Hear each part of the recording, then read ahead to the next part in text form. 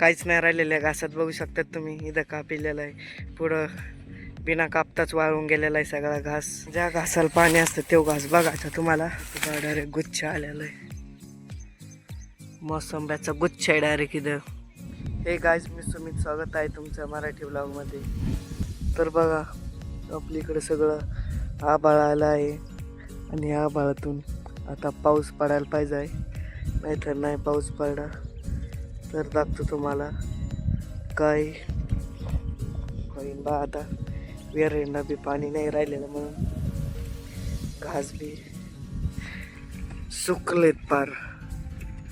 वाची तर जळालाय घास. मागच्या पाण्यावर तसाचे घास कापेलाच नाही आहे.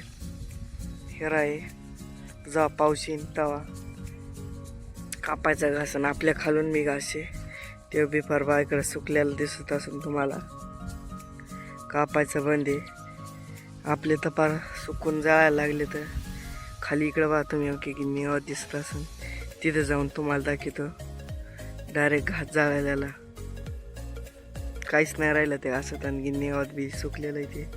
मग जाऊत आपण जाऊत तिकडं. पण त्याच्या आधी आपण ससं बघू घासात आहे का. कमान लय दिवस झाला घासात बी इकडं आलेलो बी नाहीत कापायला घास. आणि काही बी नाही, सशाला कुठं जागा बी नाही दुसरी बसायला. बघूत आहे का ससं घासात. इथूनच सगळं वरूनच घास दिसतोय, पण पळायला तर दिसला पाहिजे. मी मोरच कॅमेरा ठेवतोय माझ्या मोबाईल. घासात ससं काय दिसेना. वरून इतकं ऊन लागत असं ससं काय बसन घासात. काही मोठाला घाशी होय बा. तुम्हाला स्पष्ट दिसत असून खाली सगळे जमीन वाई घास जाळलेला. इकडं तर कापून इथं फुटला बी नाहीये, ससं नाहीये ह्या घासात. जरा आज पाऊस आला आहे, तुम्हाला माझ्या मागं आभाळ दिसत असेल सगळं. हा पाऊस आला तर त्याच ब्लॉगमध्ये दाखवेल तुम्हाला. आला पाऊस तर बा तुम्हाला इथे दिसत असेल घासाला आलेलं आहे बी. ओके, फुलं गळून जे दिवस झालं कापलंच नाही म्हणून घासाला फुलं गळून बा बी आलेलं आहे सगळे. हे बी दिसत असेल तुम्हाला. एवढ्या कोपऱ्यात बी आलेलं आहे सगळं. तर ओके आहे घासाचं बी. बघू शकता तिथून आपला घास आहे. तिथून इकडं चालत आपण इथं ह्या गिन्नी गावतापीत जाळलेलं. आणि त्याच्या आधी आपल्याला हे बघा मोसंबीचं झाड भेटलेलं आहे. आणि त्याला केवढ्याला मोसंब्या आलेल्या आहेत बघू शकतायत तुम्ही. वरून सगळी बघून घ्या. इथं बी मोसंबीचं झाड आहे आणि याला बी मोसंब्या आहेत. इथं तर बा डायरेक्ट गुच्छ आलेला आहे, मोसंब्याचा गुच्छ आहे डायरेक्ट इथं. सगळीकडे आहेत एक दोन म्हणजे सगळे झाड भरलेले. तर बघा हेच देव घास आहे, सगळा जळून गेलेला आहे.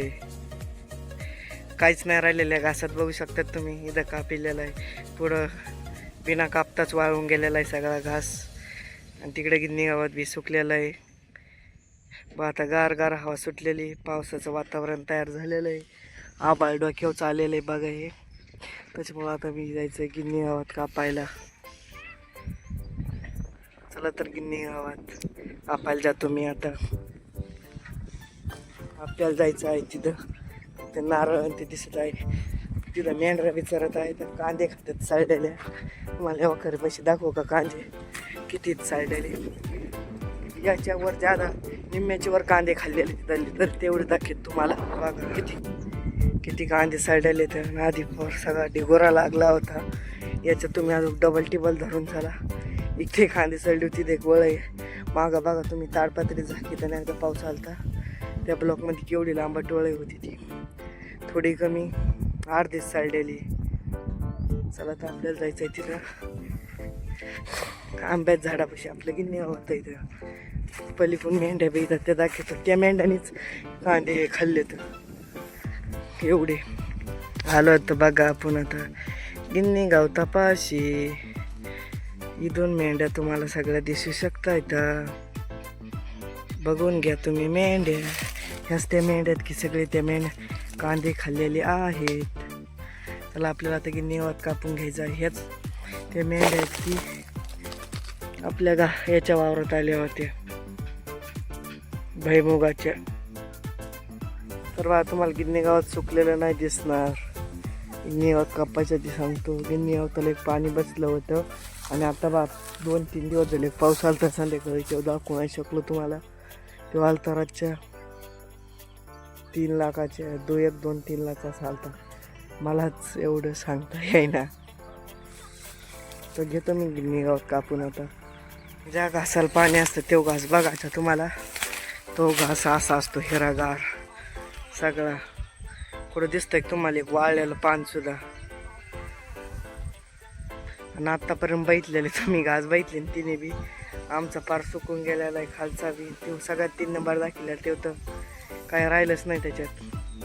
ह्या घासाला पाणी म्हणून चांगला आहे घास. गिन्नी गावात बी आपलं कापून झालेलं आहे. बघा बघा बैठलं कापलं गिन्नी गावात आपण कापिलंय. वारं सगळं सुटलंय. पाऊस आला तर दाखवेन तुम्हाला लवकर. जर लईच उशीर आला एडिटिंग केलं 9-10च्या नंतर तर मग दुसऱ्या ब्लॉगमध्ये. चला असेच नवीन मराठी ब्लॉग बघण्यासाठी लाईक आणि फॉलो करा. भेटूया उद्या सकाळी 8 वाजता असेच मराठी नवीन ब्लॉगमध्ये. तर बाय.